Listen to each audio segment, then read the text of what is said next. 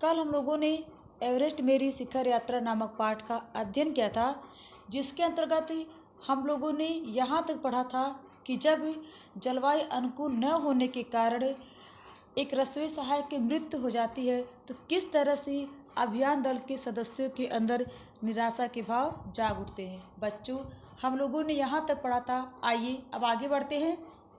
Everest शिखर को मैंने पहले 2 बार देखा था, लेकिन एक दूरी से। लेखिका कह रही है कि इससे पहले भी मैंने एवरेस्ट शिखर को देखा था, लेकिन एक दूरी से। बेस कैंप पहुंचने पर दूसरे दिन मैंने एवरेस्ट पर्वत तथा इसकी अन्य श्रेणियों को देखा। ये कह रही है कि बेस कैंप पहुंचने के दूसरे दिन मैंने पहले एवरेस्ट को देखा और उसके साथ लगी अन्य पर्वतों की श्रेणियों को देखा। मैं भौचक्की होकर खड़ी रह गई, यानी कि बोले कि मैं आश्चर्यचकित होकर के खड़ी होकर के उसकी प्राकृतिक छटा को, उसके अनुपम सौंदर्य को देखती रह गई और एवरेस्ट, लोहत्से और नुत्से की ऊंचाइयों से घिरी बर्फीली टेढ़ी मेढ़ी नदी को निहारती रही। और कह रही है कि जो लोहत्से और नुत्से की ऊंचाइयों से जो घिरी नदी थी उसको मैं निहारती रही। हिमपात अपने आप में एक तरह से बर्फ के खंडों का अव्यवस्थित ढंग से गिरना ही था।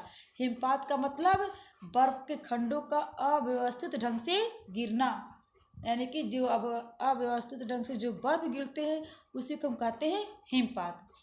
हमें बताया गया कि ग्लेशियर के बहने से अक्सर बर्फ में हलचल हो जाती है। कह रहे कि हमें ये पता चला कि जब ग्लेशियर बहता है तो उससे जो है बर्फ में हलचल हो जाती है, जिससे बड़ी बड़ी बर्फ की चट्टानें तत्काल गिर जाया करती थी। यानी कि जब बर्फ में हलचल होती थी तो उससे बड़ी बड़ी जो बर्फ की चट्टानें हैं वो जो है गिरने लगती थी। और अन्य कारणों से भी अचानक प्रायः खतरनाक स्थिति धारण कर लेती है। इसके साथ साथ और कई कारण थे जो वहाँ की लोग को खतरे में डाल देती थी। यानी कि ऐसे बहुत से कारण थे जो वहाँ पे खतरनाक स्थिति पैदा हो जाती थी। सीधे धरातल पर दरार पड़ने का विचार और इस दरार का गहरे चौड़े हिम विदर में बदल जाने का ख्याल मात्र बहुत ही डरावना था। कह रहे कि अगर जो धरातल पे दरार पड़ती तो वो दरार जो है गहरे लंबे चौड़े हिम विदर में, यानी कि बड़े दरार में बदल जाती, और ये ख्याल ही जब मन में आता तो बहुत ही डर लगता था। इससे भी ज़्यादा भयानक इस बात की जानकारी थी कि हमारे संपूर्ण प्रवास मतलब होता है यात्रा, यानी कि इससे भी ज़्यादा डरावनी बात ये थी कि हमारे संपूर्ण प्रवास के दौरान, यानी कि संपूर्ण यात्रा के दौरान हिमपात लगभग 1 दर्जन आरोहियों और कुलियों को प्रतिदिन छूता रह गया। यानी कि हर दिन हिमपात होगा, जिससे हमारे साथ जो चढ़ने वाले आरोही थे, आरोही मतलब जो ऊपर चढ़ने वाले थे उनको कहा जाता है, जो आरोही थे और जो कुली साथ में थी, इनको हर दिन प्रभावित करेगा। दूसरे दिन नए आने वाले अपने अधिकांश सामान को हम हिमपात के आधे रास्ते तक ले गए। यानी कि दूसरे दिन जो सामान हमको ज़रूरत वाली थी वो अधिकांश सामान को हम लेकर के हिमपात के आधे रास्ते तक ले गए। डॉक्टर मीनू मेहता ने हमें एल्युमिनियम की सीढ़ियों से अस्थायी पुलों का बनाना, लट्ठों और रस्सियों का उपयोग करना, बर्फ की आड़ी तिरछी दीवारों पर रस्सियों को बांधना और हमारे अग्रिम दल के अभियांत्रिकी कार्यों के बारे में हमें विस्तृत जानकारी दी। यानी कि डॉक्टर मीनू मेहता ने हमें क्या क्या जानकारी दी।